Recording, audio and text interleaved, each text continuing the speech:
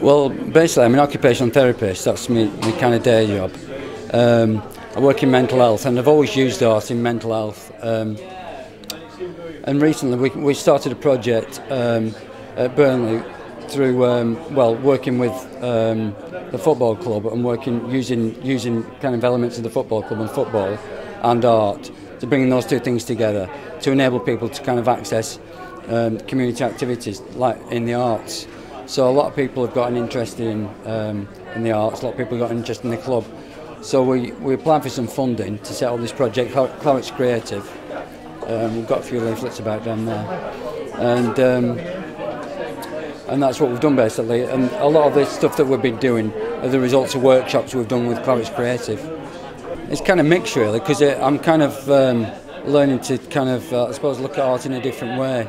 Before it had always been about me and what I produced, whereas what we're doing now with Clarence Creative, it's about enabling other people to produce art and to improve their mental health and taking that out to the community and getting everybody involved.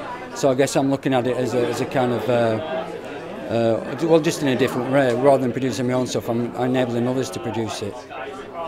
Obviously we have seminars and different sessions, but a lot of it is about kind of going out and finding your own way, and running with your own ideas, coming back and discussing that, and testing them out really. We ran some workshops over summer down in Burnley Centre, and we invited the public to come and get involved with the Clarence Creative project. And well, we had a group called the Knit and Natter group, which were a group of ladies that kind of meet and do knitting in a local cafe.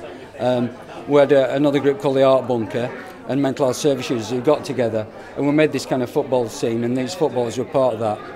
And we had a whole pitch, but this was the result of it. But that's just one of the projects. That's just one element of the whole Clarence Creative project.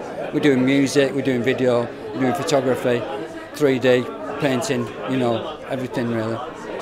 My intention, I guess, to carry on, to keep applying for funding, to keep running different groups, and to keep the kind of the art side of what we're doing in the mental health service, to keep that going. So always looking for opportunity of new ways of working really, and new ways of getting people involved in the community.